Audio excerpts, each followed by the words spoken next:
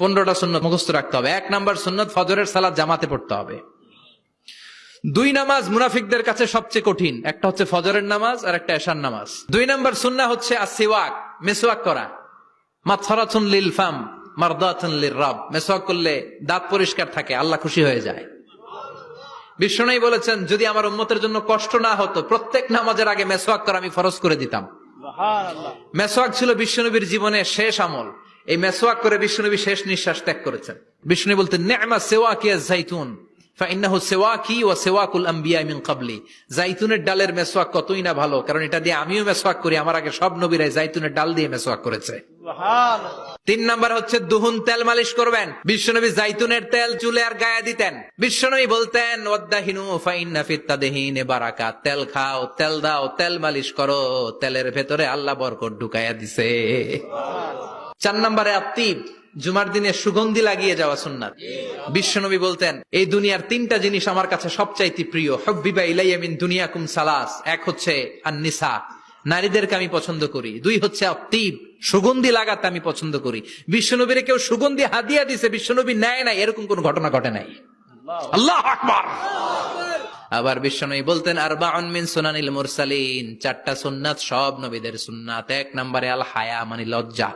আরেক বর্ণনা এসেছে আল খিতান, মানে সুন্নাতে খাতনা, এটা সব নবীদের ছিল। আর সেওয়াক, সব নবীরা মেসওয়াক করেছেন। আত্তিব, সব নবীরা আতর লাগিয়েছেন। আর নিকাহ, সব নবীরা বিয়েও করেছেন। চিল্লায় পড়েন আল্লাহু আকবার। আর লিবাস আহসানা সিয়াব, সুন্দর জামা পড়া। নট নেসেসারি যে নতুন জামা হতে হবে, পুরাতন জামাও ধুয়ে আয়রন করে পড়লে একটা সৌন্দর্য আছে না নাই?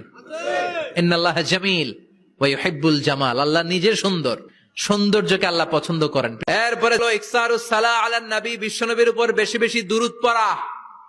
বিশ্বনবী বলতেন, জুমার দিন শ্রেষ্ঠ দিন, এই দিন আমার উপর বেশি বেশি দুরূদ পড়ো। ফাইন্না সালাতাকুম মা'রুদাতুন আলাইয়া, কেননা তোমরা যে আমার উপর দুরূদ পড়ো, আমি মরে যাওয়ার পরে এই দুরূদগুলো কে পাঠিয়েছে তার নাম, তার বাবার নাম সহ ফেরেশতারা আমার কবরে দিয়ে আসে। সুবহানাল্লাহ। সাহাবারা বললেন, ইয়া রাসূলুল্লাহ কাইফা সালাতুনা মা'রুদাতুন আলাই, আপনি মরে যাওয়ার পরে আমাদের দুরূদ কেমন করে আপনি দেখবেন? ওয়াকাদ আরিমতা, আপনি তো পচে গলে মাটির সাথে মিশে যাবেন। বিশ্বনবী বলেন, ইন্নাল্লাহা হাররামা আলাল আরদি আন তাকুলা আজসাদাল আম্বিয়া, নবীদের লাশকে খেয়ে ফেলা, নবীদের লাশকে পচিয়ে ফেলা জমিনের সব মাটির জন্য আল্লাহ হারাম করে দিয়েছে। এরপরে বিশ্বনবী বলতেন, জুমার দিনে সূরাতুল কাহাফ পড়বা, কাহাফ পড়া সুন্নাহ। বিশ্বনবী বললেন, সূরাতুল কাহাফ যে তেলাওয়াত করবে ইয়াকুনু লাহু নূর, এই সূরাতুল কাহাফ কিয়ামতের দিন তার সামনে বিশাল একটা আলো হয়ে আসবে। এই আলো দিয়ে পুলসিরাত পার হয়ে ওই বান্দা জান্নাতের ভেতরে ঢুকে যাবে। আবার বিশ্বনবী বলেন, যারা সূরাতুল কাহাফের প্রথম 10 আয়াত তেলাওয়াত করবে জুমার দিন, শেষের 10 আয়াত যারা জুমার দিন তেলাওয়াত করবে, দাজ্জালের ফিতনা থেকে তাদেরকে মুক্ত রাখবে কে? এরপর আত-তাবকির ইলাল মসজিদ, মসজিদে আগে আগে যাওয়া সুন্নত। আগে যিনি যাবে উনি কি পাবে?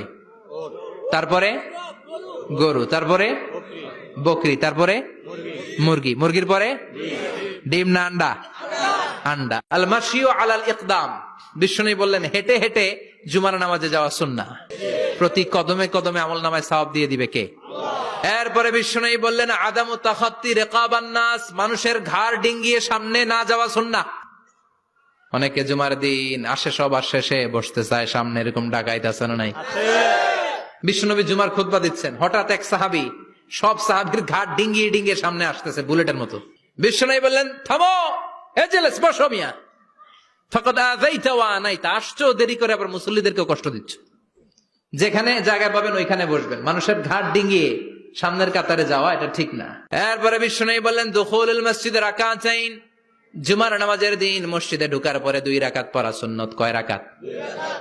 এরপরে বিশ্বনবী বললেন, ইনসাত, চুপ থেকে খুতবা শুনবা। তাহলে জুমার নামাজে কথা বলা যাবে না, কেউ কথা বললে চুপ করো, এই কথাটাও বলতে বিশ্বনবী নিষেধ করেছেন। চিল্লায় বলেন ঠিক কিনা? এরপরে মজার একটা কথা বিশ্বনবী বলেছেন, জুমার নামাজ পড়তে যে যদি কারো ঘুম আসে, জায়গা চেঞ্জ করে বসো। পুরো মসজিদের ডানে বায়ে রহমতে ঠাসা, খালি ঘুম আর ঘুম, আছে না নাই? ঘুম আসলে কি করবেন? উঠে যাবেন, উঠে জায়গা চেঞ্জ করবেন, পানির ঝাপটা দিবেন, ঘুম দূর করে দিবে কে? তারপরে বিশ্বনবী বললেন, জুমার দিন দোয়া করলে কবুল হয়। এটা কখন? অনেক ইখতিলাফ আছে, বেশিরভাগ মুহাদ্দিসিন বলেছেন জুমার দিন আসরের নামাজের পর থেকে মাগরিবের আগ পর্যন্ত, বিশেষ করে মাগরিবের আগের আধা ঘন্টা, এই সময় আল্লাহর কাছে বান্দা যদি কিছু চায়, এই দোয়া আল্লাহ ফিরিয়ে দেয়।